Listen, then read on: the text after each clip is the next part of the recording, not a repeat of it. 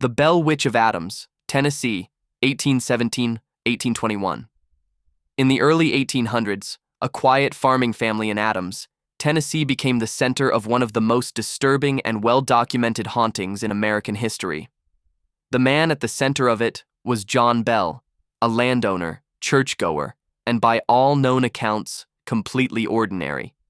The first sign that something was wrong didn't look supernatural at all. One evening, John Bell reported seeing a strange animal on his property, something like a dog, but not quite right. When he shot at it, the creature vanished. No blood, no body, nothing. Soon after, the family began hearing noises inside their home. At first, it sounded like rats gnawing at the bedposts. Then it grew louder, knocking on walls, scratching along the floor, chains dragging across wood. Then, it spoke. Not in whispers, not in vague sounds. A clear voice.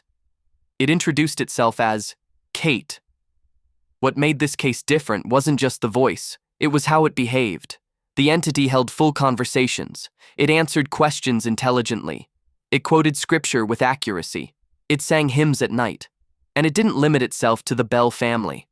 Visitors who came to investigate reported hearing the same voice, responding directly to them, sometimes mocking them, sometimes revealing personal details it shouldn't have known. One of those visitors was Andrew Jackson, years before his presidency. According to widely circulated accounts, Jackson brought a group of men to witness the phenomenon. On the way, his wagon became stuck without explanation. Horses refused to move. Then, according to the story, a voice was heard telling them they could proceed. That night, Jackson's group allegedly experienced the same entity firsthand. By morning, they left abruptly. The quote attributed to him, whether exact or not, has survived for generations. He would rather face a battlefield again than stay another night. But the most disturbing part wasn't the voice, it was the physical interaction. The Bell family's daughter, Betsy, became the primary target. She was reportedly slapped, pinched, and dragged by unseen forces. Witnesses claimed to see her hair pulled with no one near her. Bruises appeared on her skin. Blankets were torn off while she slept. These weren't isolated claims. Multiple people described similar incidents after staying in the house. The entity seemed to have intention. It wasn't random. It chose targets. It reacted emotionally. It showed favoritism and hostility. And over time, it focused more and more on one person, John Bell himself. He began experiencing episodes of paralysis. His health declined without clear cause. He spoke of a presence that wouldn't leave him alone. Then, one morning in 1820, he was found unresponsive. Near his bed was a small vial containing a dark liquid that no one in the household could identify.